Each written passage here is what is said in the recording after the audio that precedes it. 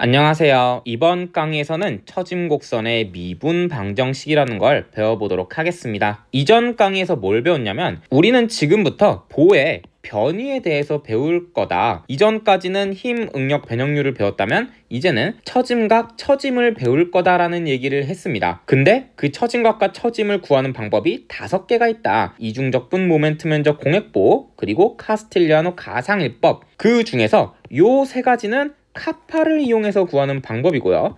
요 2가지는 변형에너지 U를 이용해서 구하는 방법이다 라는 것까지 설명을 드렸습니다. 근데 오늘 배우는 처짐곡선의 미분 방정식은요, 요 3가지에 대한 이야기예요.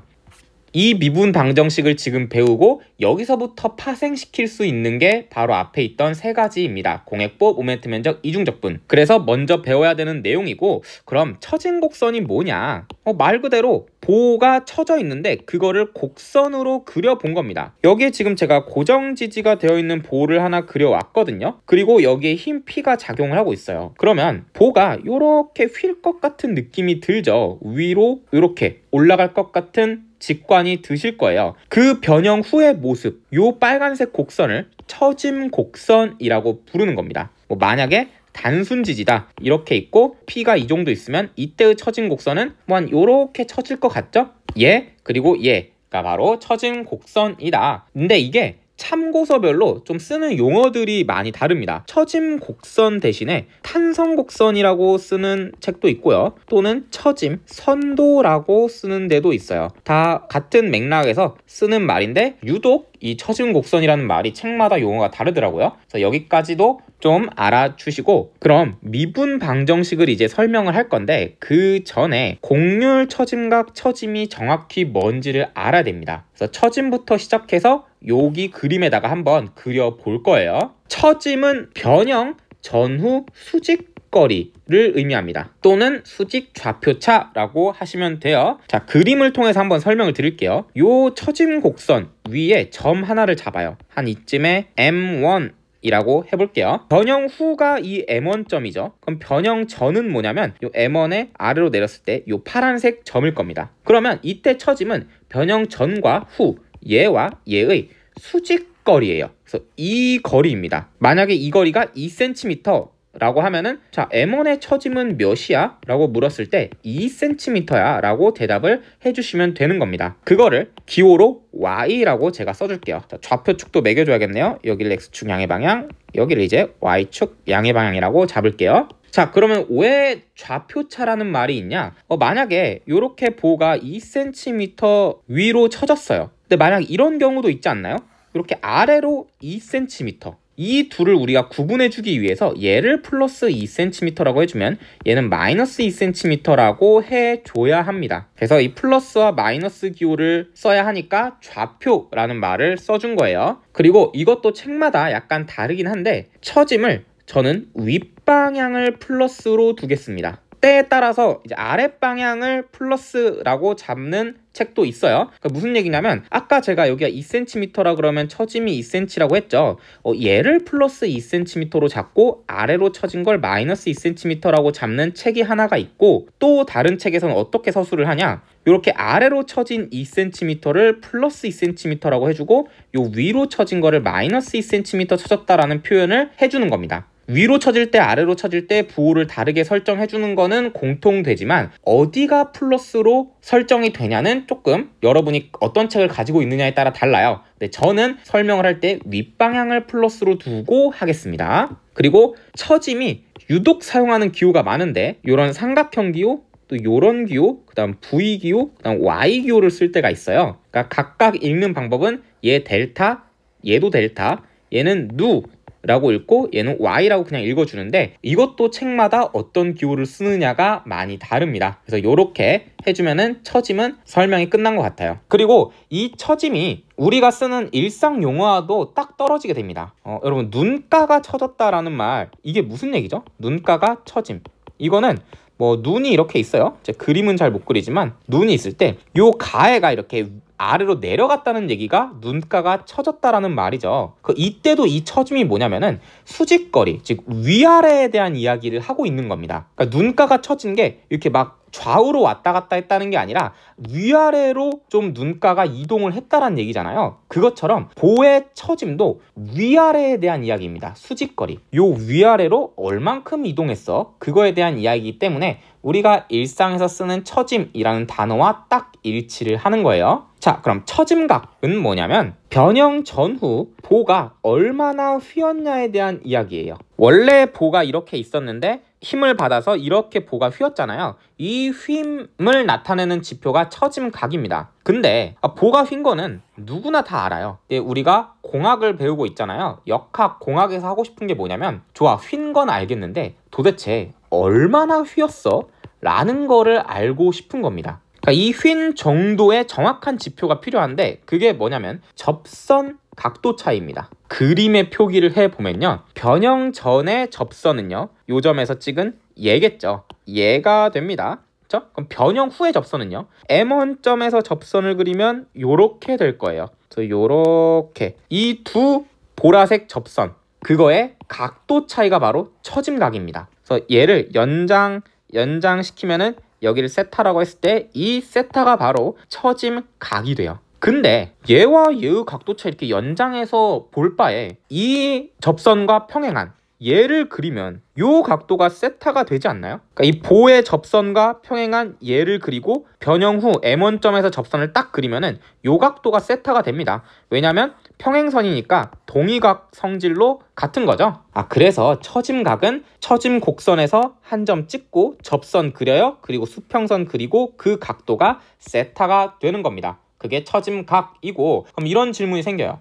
아니, 이 세타를 측정하면은 보가 휜 정도가 측정이 되는 거야? 그게 궁금할 수 있는데 이거는 제가 여기다가 설명을 드렸다가 지우겠습니다. 보가 이렇게 있어요. 이 보가 한 번은 이렇게 휘고요. 또 한 번은 이렇게 휘어요. 그러면 점이 여기 있던 점이 요렇게 변형되거나 요렇게 변형되겠죠? 얘를 1번, 얘를 2번이라고 할게요. 누가 더 많이 휘었죠? 그건 딱 봐도 1번 점이 많이 휘었습니다. 근데 우리의 궁금증은 얼마나 휘었어? 라는 거잖아요. 그거를 접선 각도 차이를 보면 알 수 있는데 요 세타를 이 그림에다 표기를 해보면 1번의 경우에는 요 접선과 요 접선, 즉 여기가 세타 1이 되고요. 2번의 경우에는 얘와 얘, 여기가 세타 2가 됩니다. 보시면 세타 1이 세타 2보다 크죠?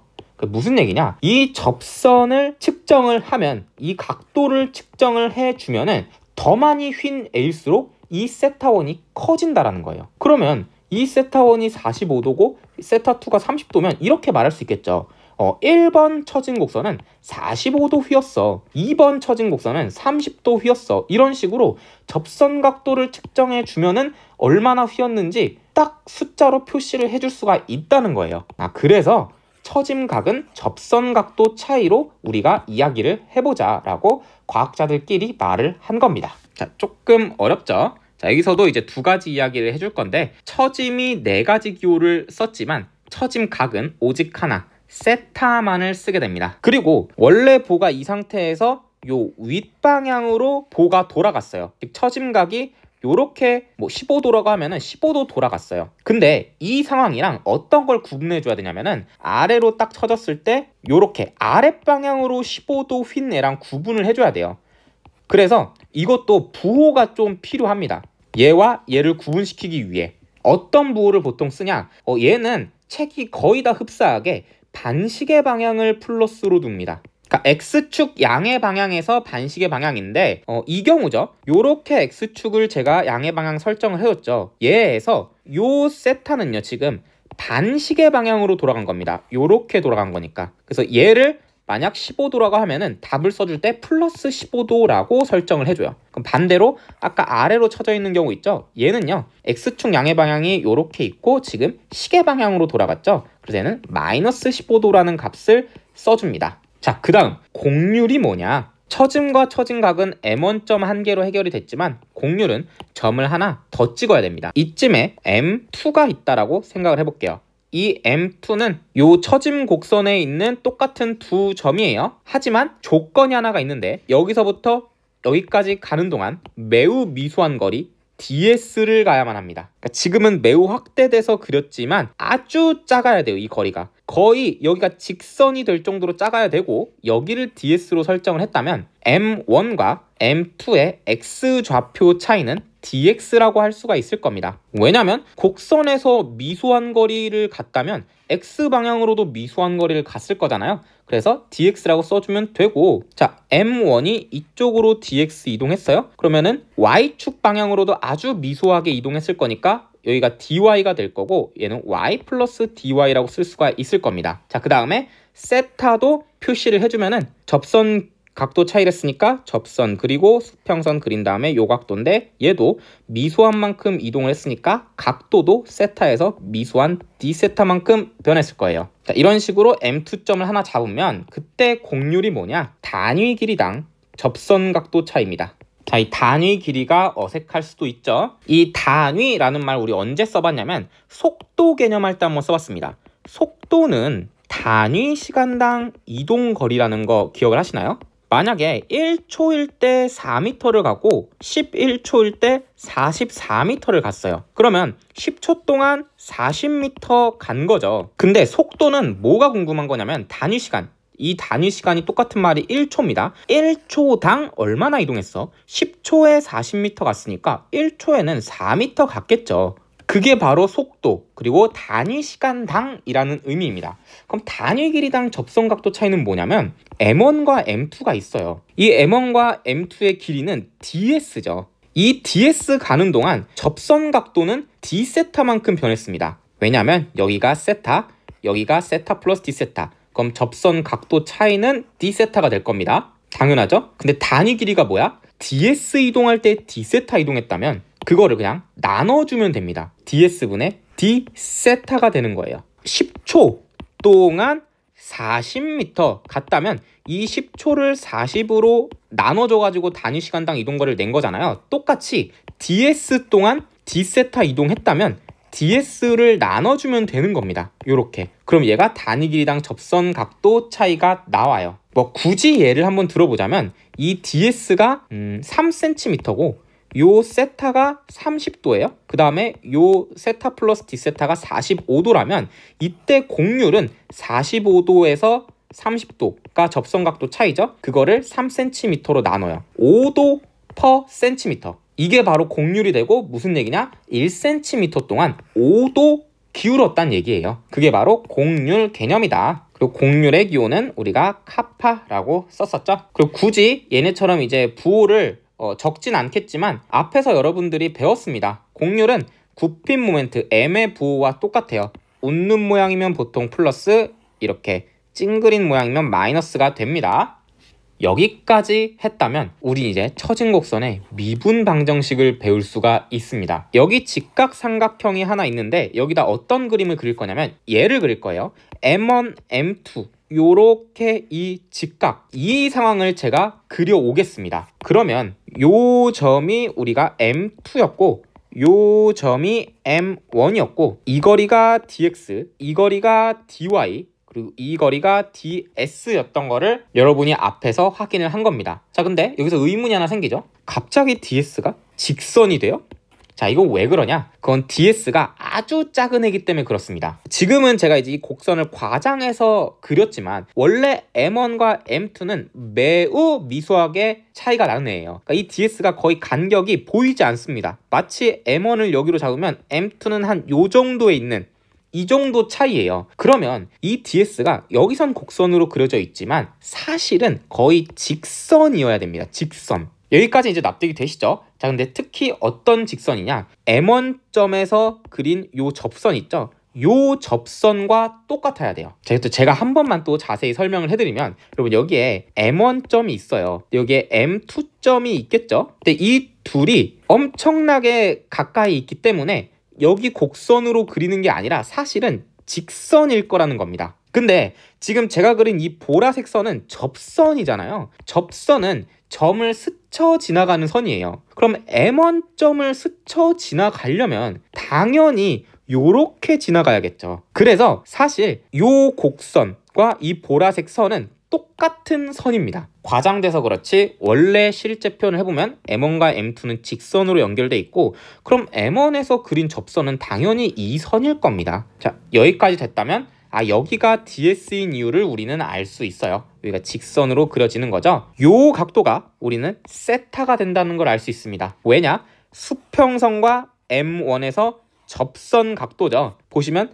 수평선과 접선 각도니까 여기가 세타가 돼야 돼요. 이것도 한 번만 써줍시다. 혹시 모르니까 자, 이 직선이 뭐냐면 M1의 접선이면서 동시에 M1과 M2를 잇는 선분이었다는 거죠. 이 둘이 같다. 이걸 헷갈리시면 안 돼요. 자, 여기까지 됐죠. 그 다음에 제가 곡률이 뭐라 그랬냐? ds분의 d 세타가 됩니다. 여기다가 ds분의 d 세타라고 제가 이제 그려왔었죠. 자, 그리고 이 그림을 그리는 순간 처짐각도 우리가 표시를 한번 해볼 수 있어요. 처짐각은 요 세타죠. 탄젠트 세타가 dx분의 dy라는 식으로 써올 수가 있습니다. 그러면 여러분이 탄젠트 세타 구해서 아크 탄젠트 취해주시면은 세타 값을 구할 수가 있겠죠? 여기 왜 x라고 써놨죠? 여기 s입니다. 여기가 s. 자, 이 상황에서 우리가 하나의 가정을 하게 되면 미분 방정식을 유도할 수 있습니다. 그 가정은 선형탄성이라는 가정이에요. 그러니까 이건 다른 말로 변형이 아주 작다라는 겁니다. 이것도 한 번만 설명을 드리면 선형탄성은 여러분이 재료역학 단원에서 배웠던 요런 거죠. 이렇게 돼 있을 때 이 구간을 우리는 선형탄성이라고 불렀습니다. 그리고 X축이 입실론, 변형률이었고 Y축이 응력, 시그마였죠. 근데 이것도 그래프가 좀 과장된 감이 있는데 원래 그래프를 실제 크기 반영을 하잖아요. 그럼 선형탄성은 아주 작고 대부분 요런 비탄성 구간이 됩니다. 여기가 변형, 그리고 여기가 응력이라고 하면은 아주 짧아요. 이 선형탄성이. X축이 변형률 값인데 변형률이 매우 작다란 얘기입니다. 요 입실론 구간이. 무슨 얘기예요? 선형탄성과 똑같은 말은 변형이 아주 작다라는 거예요. 그러면 변형이 아주 작으면은 원래 보가 요렇게 있고 실제 보는 한 요 정도 휜 거잖아요. 그러면 여러분 세타가 거의 0에 흡사하다라는 걸 아시겠나요? 그러니까 당연하죠. 이 세타가 원래 변형 전과 후의 접선 각도 차이인데 변형을 거의 안 했다면 한 요 정도 변형을 했다면 변형 전, 변형 후가 거의 차이가 나지 않을 겁니다. 그래서 선형탄성 변형이 아주 작다라는 게 무슨 얘기냐면은 세타가 0으로 수렴한다라는 얘기예요. 요 각도가 아주 0으로 작아져요. 자, 이때 우리가 미적분 시간에 배운 두 가지 성질이 생기는데 첫 번째는요, ds가 dx랑 똑같아지고요. 두 번째는요, 사인 세타와 탄젠트 세타가 세타와 똑같아집니다. 자, 이것도 혹시 모르니까 설명을 해드리면은 여러분 이 세타가 이제 0도로 간다라고 생각을 해봐요. 그러면 요 M1N2 선분과 요 선분의 각도가 매우 줄어드는 거죠. 그럼 이 삼각형에서 여러분 여기가 0도가 된다면 여기가 90도였죠? 직각이니까요. 그럼 이 각도가 90도에 거의 가까워져야 돼요. 자, 세타가 얘가 0도가 돼요. 근데 여기는 원래 90도죠? 그럼 여기도 90도로 가까이 가야 돼요.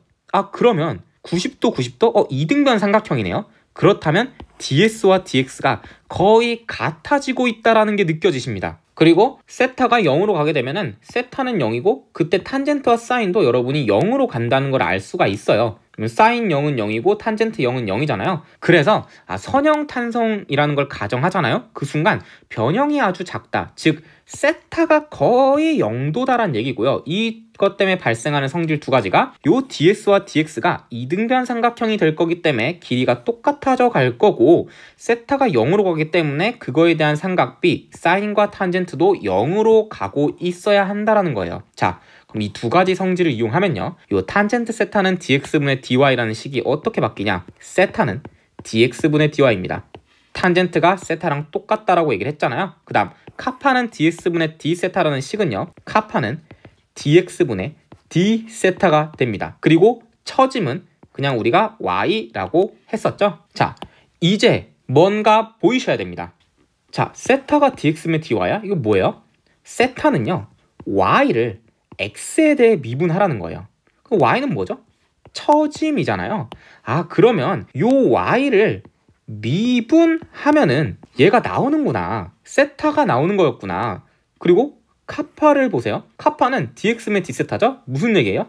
세타를 x에 대해서 미분하라는 얘기입니다. 근데 세타는 처짐각이었죠? 처짐각을 미분을 하면은 곡률 카파가 나오는구나. 그럼 당연히 역도 성립하겠죠?